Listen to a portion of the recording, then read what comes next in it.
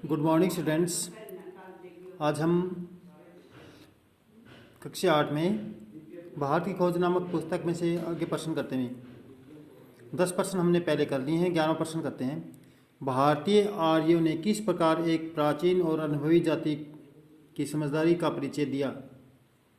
भारतीय आर्य अपने से भिन्न औरों के विश्वासों और जीवन शैलियों के प्रति चरम सहनशील थे।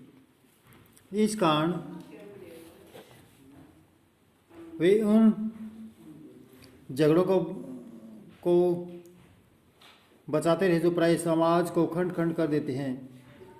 उन्होंने समाज में एक प्रकार का संतुलन बनाए रखा। उन्होंने एक व्यापक ढांचे के भीतर रहते हुए वे भी लोगों को अपने पसंद की जिंदगी बसर करने की छूट दी।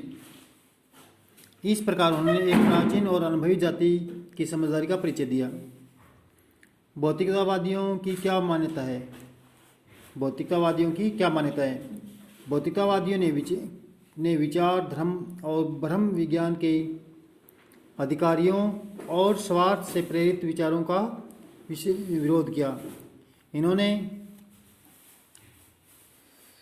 कई तरह के जादू टोने और अंधविश्वासों की घोर निंदा की। उनके अनुसार वास्तविक अस्तित्व केवल विभिन्न रूपों में वर्तमान पदार्थ का और इस संसार का ही माना जा सकता है। इसके अलावा न कोई संसार है, न स्वर्ग है और न नरक है। न शरीर से अलग कोई न ही शरीर से अलग कोई आत्मा है। मन एवं बुद्धि और बाकी सब चीज़ों का विकास बुनियादी तत्वों से हुआ है। नैतिक नियम मनुष्य के द्वारा बनाई गई रूढ़ियाँ मात्र है। लेखक के अनुसार रामायण महाभारत किस प्रकार की सामग्री उपलब्ध है? लेखक के अनुसार रामायण महाभारत में किस प्रकार की सामग्री उपलब्ध है? लेखक के अनुसार रामायण और महाभारत में सांस्कृतिक विकास की विभिन्न श्रेणियों के लिए ठेठ भारतीय ढंग की सामग्री उपलब्ध है। इसमें उच्चतम बुद्धिजीवी से लेकर साधारण अनपढ़ और अशिक्षित देहाती तक के लिए सामग्री का नियोजन हुआ है। इस सामग्री के द्वारा हमें प्राचीन भारतीयों का यह रहस्य कुछ समझ आता है, जिससे अनेक रूपों में विभाजित व जात पात की ऊंच नीच में बटे समाज को एकजुट रखते थे। भारतीय पुरा कथाओं की क्या विशेषता है? भारतीय पुरा कथा मन जो पहले कथा थे ना, उनकी क्या विशेषता है? भारतीय पुरा कथाओं का इतिहास वैदिक काल तक जाता है। ये अनेक रूप आकार में संस्कृत साहित्य में प्रकट होती रही है। अधिकांश पुरा कथाएं वीर गाथात्मक है। वीरों की जो गाथाओं का वर्णन है, इस प्रकार की पुरा कथाएं हैं।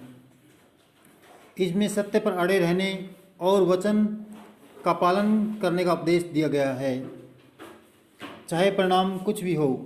इसमें जीवन पर्यंत और मरणोपरांत भी वफादारी, साहस, लोकहित के लिए सदाचार और बलिदान की शिक्षा दी गई है।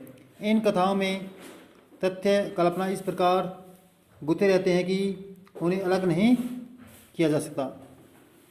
ऐतिहासिक बोध के अभाव का भारतीय जनता पर क्या प्रभाव पड़ा? ऐतिहासिक बोध के अभाव के कारण भारतीय जनता के अतीत के विषय में अपनी दृष्टि का निर्माण इन परंपरागत वृत्तांतों और पौराणिक कथाओं और कहानियों के आधार पर कर दिया, जो उन्हें पीढ़ी दर पीढ़ी विरासत में मिलती थी। इस काल्पनिक इतिहास तथ्यों और दत्तक कथाओं के इस मिश्रित रूप का व्यापक प्रचार हुआ। इनसे जनता को एक मजबूत और टिकाऊ सांस्कृतिक पृष्ठभूमि मिली।